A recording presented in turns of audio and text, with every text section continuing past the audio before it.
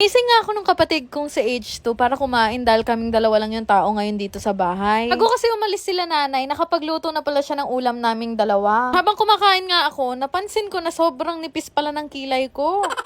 Bala ko nga sana magpakilay ngayong araw, kaya lang medyo pricey pala yun. Buti na lang talaga, sinaga ko tong laruin tong Aurora. At dahil laki ng napanalunan ko, kaya may pangpakilay na ako. Dahil wala nga akong kasama sa bahay kundi si H2. Chinat ko na lang si Bebo at yung mami niya na baka pwede nila akong samahan dito sa Labelash and Brows. Bago ang lahat, i-share ko muna sa inyo kung gaano kanipis yung kilay ko. Oo, nababad trip na tatay ko sa akin tuwing aalis kami dahil ilang oras talaga ako naguguhit dyan. So yun na nga, dito ko napili sa Labelash and Brows. Tagal-tagal ko na nga ito nakikita at sikat na sikat talaga tong clinic na to. Thank God talaga dahil meron na silang branch dito sa Pulilan, Bulacan. Pasok na pagpasok pa nga lang namin, grabe ko na napansin na sobrang expensive ng design ng clinic na to. Sakto nga rin na-meet ko pa yung owner at ang bait-bait niya, ang bango niya. So, yun na nga, sakto kilala din niya ako, kaya tinanong niya ako kung ano daw yung gusto kong ipagawa. Sabi niya sa akin, obvious naman yung kilay kasi wala daw akong kilay. Dating na pagdating nga dun, sakto wala namang nakasalang, kaya tinawag na ako nitong si Kuya Ian. Yes, si Kuya Ian yung gagawa ng kilay ko at isa lang siyang artist dito sa Pulilan branch. Pagdating ko nga dun, hindi ko alam kung anong ginagawa sa akin pero sabi niya, ilalagay niya na daw yung anesthesia. So, ibig sabihin tutusukin yata ako. At oo, wala talaga akong ibang idea kung ano yung gagawin nila sa akin ngayon. Basta yung sinabi ko lang, yung hindi mabubura kahit aceton Tayo na nga, fast forward, sabi sa akin ni Kuya Ian, ibababad lang daw yung anesthesia ng 30 to 40 minutes. Tapos meron lang din silang pinabasa at pinapirma sa akin. At nung pagpasok ko doon, sinimulan niya na sukatin yung kilay ko. Pag ginagawa nga sa akin niya ni Kuya, natatawa-tawa siya kasi wala daw siyang masukat. Ay, pakiramdam ko ngayon, nabubuli na ako nito si Kuya Ian.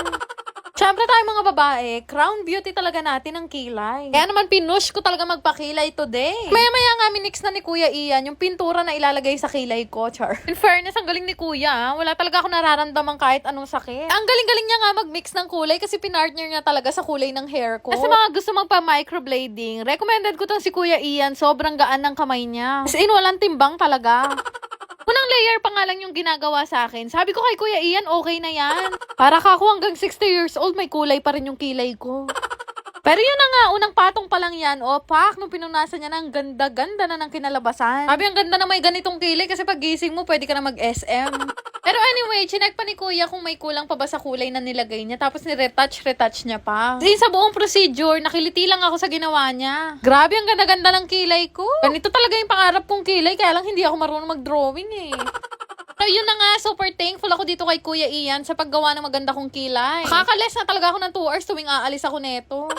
Pero yun na nga, nagpakilay din pala si Mami at ang ganda-ganda rin ang gawa sa kanya, parang natural lang Sa akin nga, mamula-mula pa halatang na-stress sa akin si Kuya.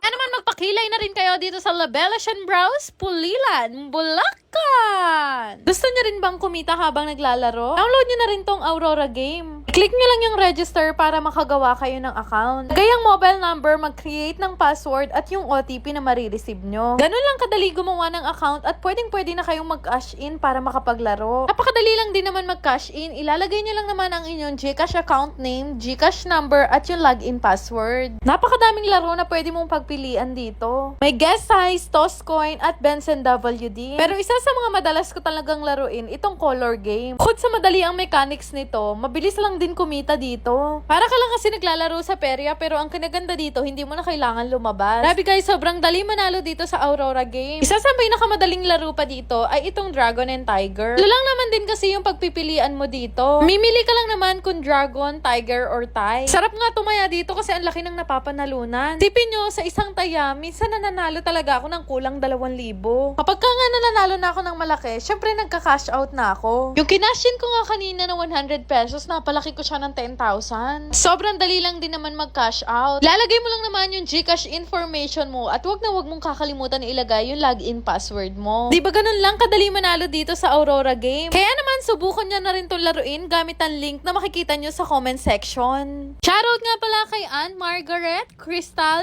Jaline, Eliza May, Angel Luciano, Anna V, Jocelyn, Giselle, at kay Jillian K. Shoutout po sa inyo lahat!